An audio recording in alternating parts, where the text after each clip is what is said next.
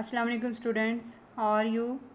Today we are going to revise chapter number 1, heating and cooling. Heating and cooling is our topic.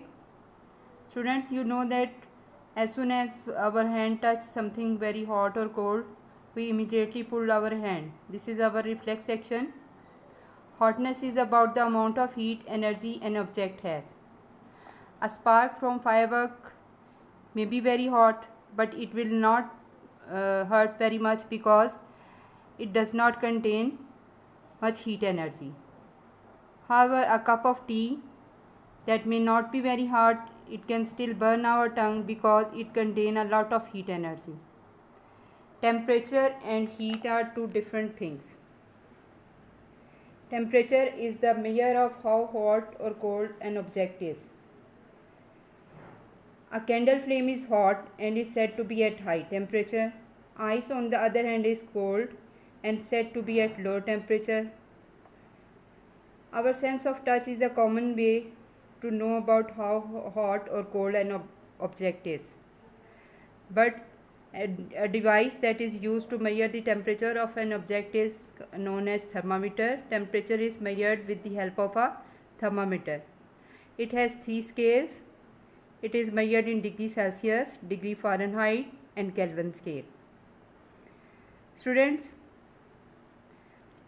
anything that has mass and occupies space is known as matter. Everything around us is matter, and everything is made up of smallest particles called atoms or molecules. Atoms and molecules are in a constant state of motion, either vibrating or moving freely. It is the motion of the particles that creates the form of energy called heat. The movement of the particle is affected by the temperature. Higher the temperature, the faster particles move. This is known as kinetic theory. So we can say that heat is the transfer of energy from a higher temperature object to a lower temperature object. It is measured in joules or kilojoules. To store ice in summer, we often wrap it with cloth or put it in a thermos.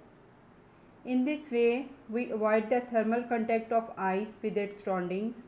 Otherwise, the ice will melt soon. Similarly, if we place a cup of tea, hot tea or water in a room, it cools down gradually. It stops cooling as it reaches the room temperature. Solid, liquid and gases are 3 different states of matter. All solid particles, solid, liquids and gases are made up of tiny particles. These particles are in a constant state of motion. The more energy the particles have, the more they move about.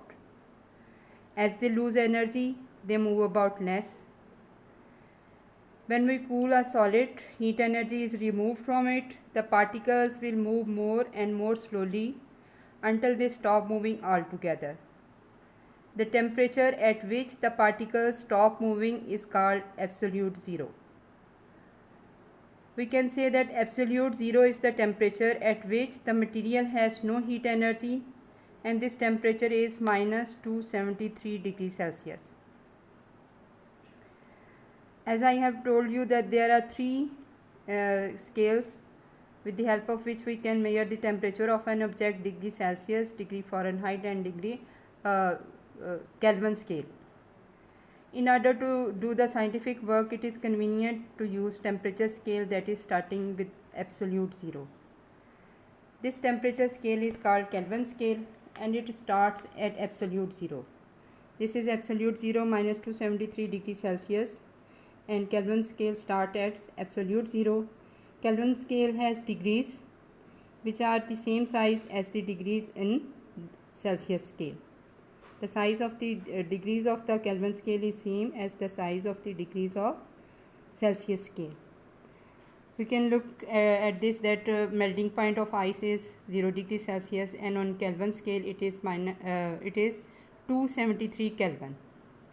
Boiling point of water is 100 degrees Celsius, and on Kelvin scale it is 373 Kelvin. The temperature of the sun surface is 6000 degrees Celsius. And if we note it in Kelvin scale, it is 6273 Kelvin.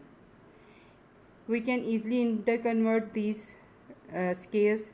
In order to convert the degree Celsius in Kelvin scale, we have to add 273 in degree Celsius.